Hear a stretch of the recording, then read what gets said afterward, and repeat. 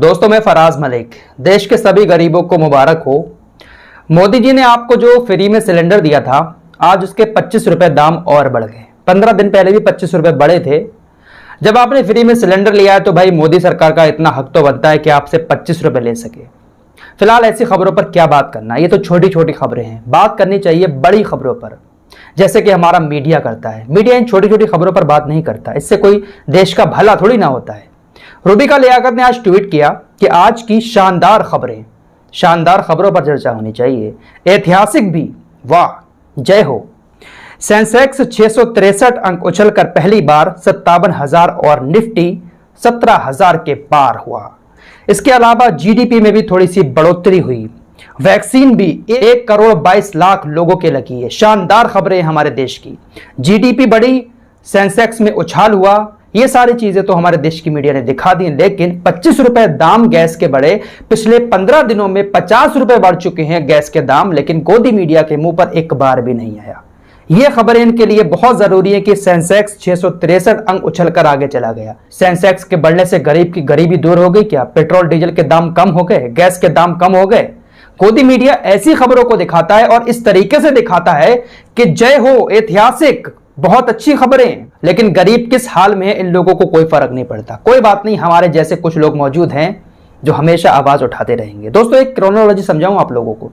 पिछले 7-8 महीनों में गैस के दाम जितने बढ़े हैं, 200-250 रुपए तकरीबन बढ़ चुके हैं।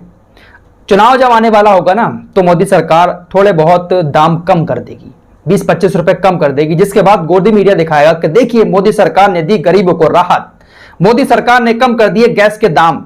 उस खबर को इतना बड़ा चढ़ाकर दिखाएंगे और आम आदमी के दिमाग में यह घुसेड़ेंगे कि देखिए सरकार ने गैस के दाम कम कर दिए। अरे भाई, जब 200 रुपए बढ़ा दिए हैं तो 20-25 रुपए कम हो जाएंगे तो क्या हो जाएगा? 200 रुपए बढ़ाकर 20-25 रुपए घटा देना, यही तो है क्रोनोलॉजी।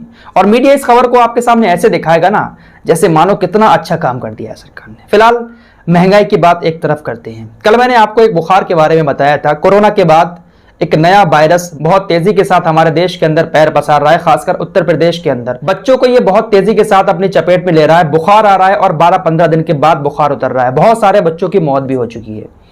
क्या चल रहा है दुनिया में समझ नहीं आ रहा है। तीसरी वेव आने की भी संभावना जताई जा रही है। वैज्ञानिकों ने भविष्यवाणी 2-3 महीने पहले ही कर दी थी कि तीसरी लहर इस टाइम पर आएगी।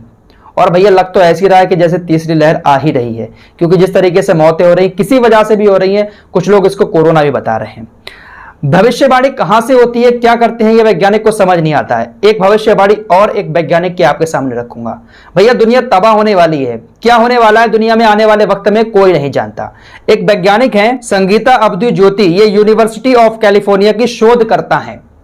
इन्होंने भविष्यवाणी की है कि आने वाले कुछ दिनों में एक सौर तूफान आएगा। और जब ये तूफान आएगा तो इससे पूरी दुनिया उथल पुथल हो जाएगी। पूरी दुनिया में हड़कंप मच जाएगा। एक तरीके से तबाही की कगार पर पहुंच जाएगी दुनिया। इन्होंने कहा कि जिस तरीके से कोरोना एकदम से आया और पूरी दुनिया में फैल गया और दुनिया के पास इससे निपटने की कोई तैयारी नहीं थी। 2 साल हो गए कोरोना के आए हुए और दुनिया के हालात क्या हो गए 2 साल में, आप लोगों ने देखा होगा। इन्होंने कहा कि इसी तरीके से सौर तूफान आएगा। और जब सौर तूफान आएगा तो इंटरनेट पूरी दुनिया में बंद हो जाएगा। और एक दिन के लिए बंद नहीं होगा, बल्कि कुछ दिनों के लिए बंद होगा।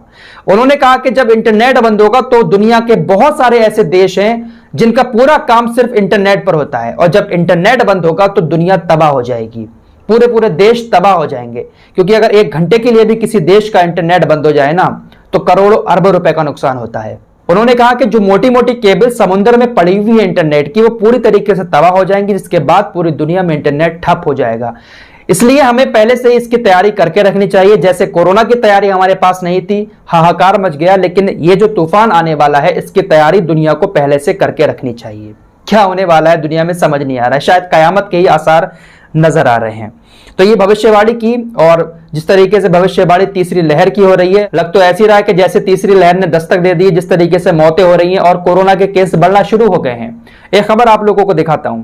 दोस्तों, मार्केट खुल रही है, भीड़ भाड़ हो रही है, कोरोना नहीं बढ़ रहा है। नेता लोग अपनी रैलियां करते हैं, बड़े बड़े मीटिंगें करते हैं, वहां पर भी कोरोना नहीं फैलता है। लेकिन जैसे ही स्कूल खुलना शुरू होते हैं, अचानक से कोरोना के केस बढ़ना शुरू हो जाते हैं। यह खबर आपके सामने है। 6 राज्य ऐसे हैं जहां पर कोरोना के केस बढ़ना शुरू हो गए हैं और इसकी वजह स्कूल को बताया जा रहा है कि जैसे ही स्कूल खुले कोरोना के केसों में वृद्धि होना शुरू हो गई। आखिर ये कोरोना चाहता क्या है? कि हमारे देश के बच्चों को अनपढ़ ही रखना चाहता है ये कोरोना? जहां स्कूल खुलते हैं कोरोना ब्लास्ट हो जाता है। पूरी तैयारियां करके रखो भैया स्कूल वालों। अगर ये साल भी ऐसा ही गुजर गया ना तो जो इस वक्त की जो नस्ल है ना वो बिल्कुल अंगूठा छाप होगी। ये जो देश का भविष्य है ना, नन्हे मुन्ने बच्चे, ये अंगूठा छाप रह जाएंगे। थोड़ा सा ध्यान दो इस चीजों पर। साथ ही साथ एक खबर और आपको बता देता हूं चलते चलते। इलाहाबाद हाईकोर्ट ने कहा है कि गाय को अब राष्ट्रीय पशु घोषित कर देना चाहिए। जब गाय का कल्याण होगा तभी देश का कल्याण होगा, यानी अच्छे दिन आएंगे। जब गाय के अच्छे दिन आएंगे तभी देश के अच्छे दिन आएंगे, यह कहा है इलाहाबाद हाईकोर्ट ने। और सरकार से कहा है कि एक विधेयक पेश करना चाहिए जिसमें गाय को राष्ट्रीय पशु घोषित कर देना चाहिए। तो ये थी कुछ खबरें। आप लोग चैनल को सब्सक्राइब कर सकते हैं। सिर्फ 6000 सब्सक्राइबर रह गए 1 मिलियन होने को। अगर वीडियो पसंद आए तो चैनल को सब्सक्राइब कर सकते हैं।